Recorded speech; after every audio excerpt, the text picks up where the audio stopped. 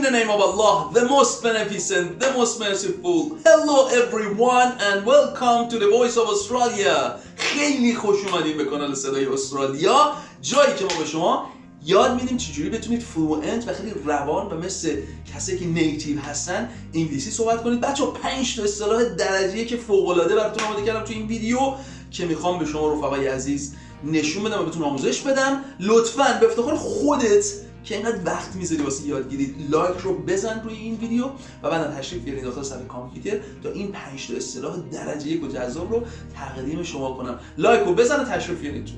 آقا خیلی خوش اومدین به صفحه کامپیوتر من، البته آقایون و خانم‌های عزیز. اولین لغاتی که بچه‌ها براتون آماده کردم break away from یا فرار کردن از escape from، get away from، break free from. خب ببینید بچه‌ها خود کلمه break away استفاده میشه، اما اونی که خیلی باز مرسوم‌تر هست escape هست، escape from، و کلمه get away from. این get away from این هم خیلی استفاده میشه.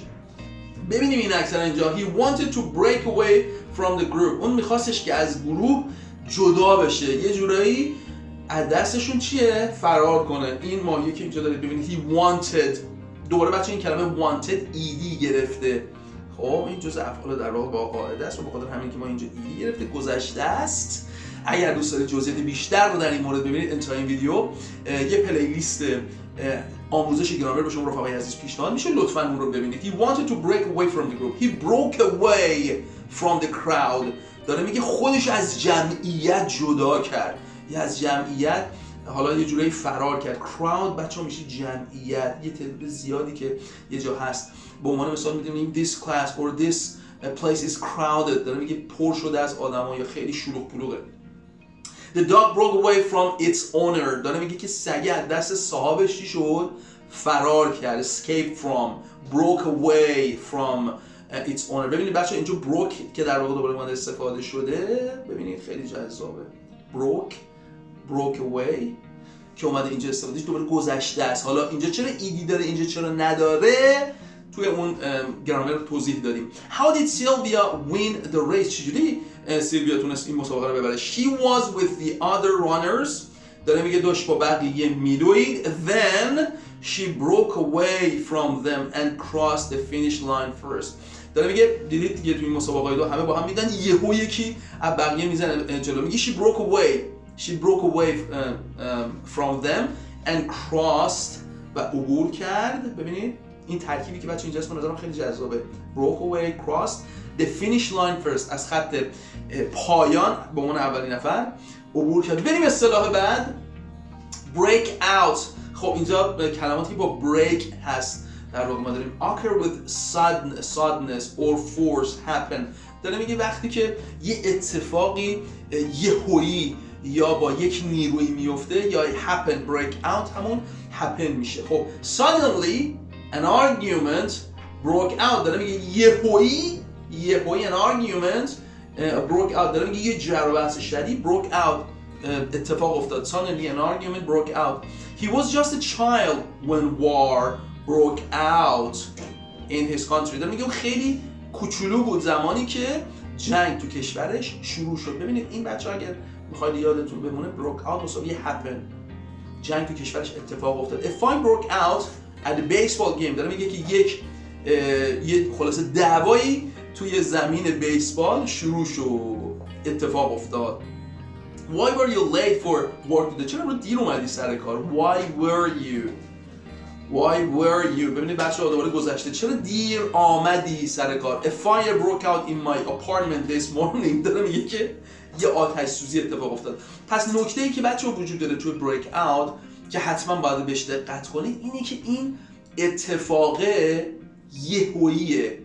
یهو اتفاق افتاده. یعنی break out برای هر چیزی که اتفاق افتاد ما استفاده نمی کنیم. خب برای اونجایی که یهو یه چیزی اتفاق میفته اینو ما استفاده میکنیم. بریم بچه‌ها اصطلاح بعدی رو با هم دیگه داشته باشیم. bring about، cause to happen، lead to، result in. خب ببینید بچه‌ها من باز اینجا تاکید میکنم دوستان عزیزی که آزمون آیلتس، تافل، PTE آزمونای دیگه میخوان شرکت بکنن نیاز دارید بچه‌ها که این کلماتو بدونید چون اگر همش بخواید، چون من میدونم دیگه مثلا وقتی میخوام راجع به نتیجه صحبت میگم as a result of، lead to، بعد کلمات اینجوری خیلی استفاده میشه. اما نیاز دارید که برای اینکه حالا مهارت زبانتون رو به اون که اگزامینر نشون بدید این کلمات رو استفاده کنید. Rain in July will bring about floods. داره میگه بارون‌هایی که تو ماه جولای میاد bring about باعث میشه نتیجه چی میشه؟ flood، سیل. lead to یعنی میگه منتج شدن به، منتج شدن خودش از این کلمه عجیبیه باعث به وجود آمدن یه چیزی. داره میگه years of stress brought about his illness. داره میگه سالها استرس کسی. ببینید واقعا بچه‌ها دوباره bring، کلمه bring که اینجا ما داریم گذشتهش همین کلمه brought است که شما دارید میگید brought about. داره میگه باعث ایجاد و بیماری در اون شده. hard work brought about his success.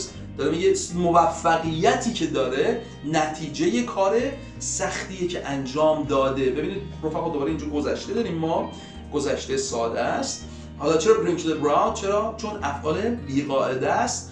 لیست اینا داخل کانال تلگرام هست، میتونید استفاده بکنید. به اضافه این که انتهای این ویدیو هم یه پلیلیستی شما در واقع داریم که 0 تا 100 گرامر اونجا دارم به شما آموزش میدم، اونم دریابید. The weather is warmer this summer than it has been in the past. ببینید دوباره این عبارتی که اینجا هست اینا رو همه رو داخل گرامر توضیح دادم دیگه بچه‌ها، من تکرار نمی‌کنم.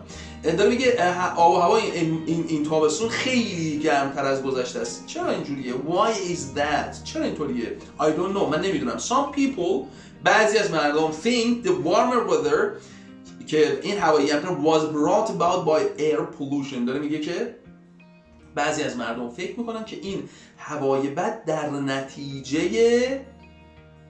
نتیجه در واقع ایر پولوشن یا اون هوای آلوده است. آلودگی هست که داخل هوا در واقع ما می‌ذاریم. البته این قضیه الان به صورت علمی هم تقریبا ثابت شده. ایر پولوشن، آلودگی هوا، اینم به نظرم اصطلاح خیلی جذابیه، حتما یه جایی یادداشتش کنید.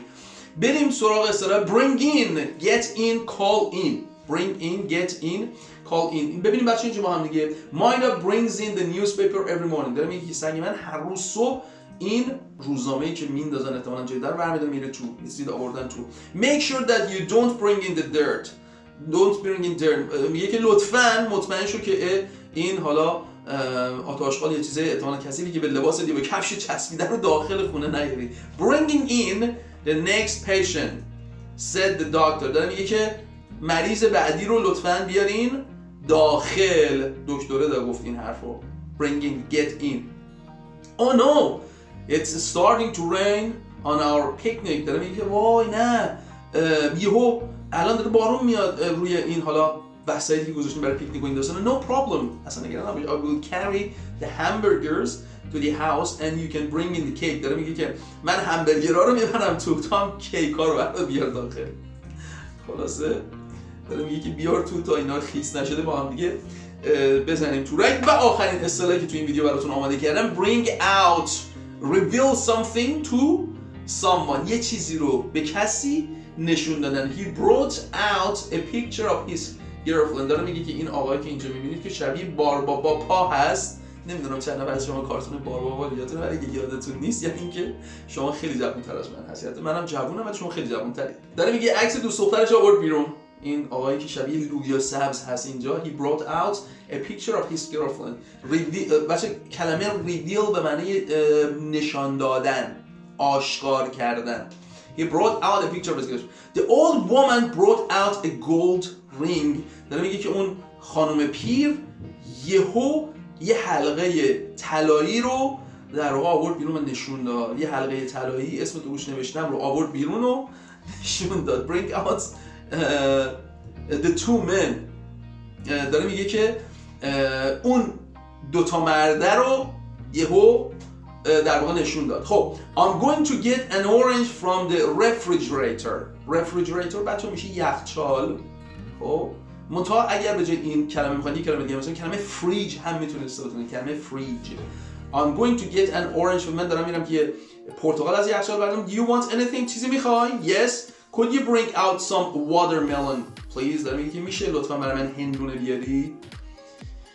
داره میگه که واترملون میشه چی؟ میشه هندونه. میشه لطفا برای من هندونه بیاری. خیلی خوب بچه‌ها، امیدوارم که از دیدن این کلمات داخل این ویدیو هم لذت برده باشید. لطفاً با این کلماتی که بهتون آموزش دادم چند تا جمله جذاب بسازید، داخل کامنت ها برای من بنویسید و اجازه بدین این اشتراک گذاشتن دانش باعث شه همه با هم دیگه رشد کنیم و همه با هم دیگه انگلیسیمون بهتر بشه. Be your best friend.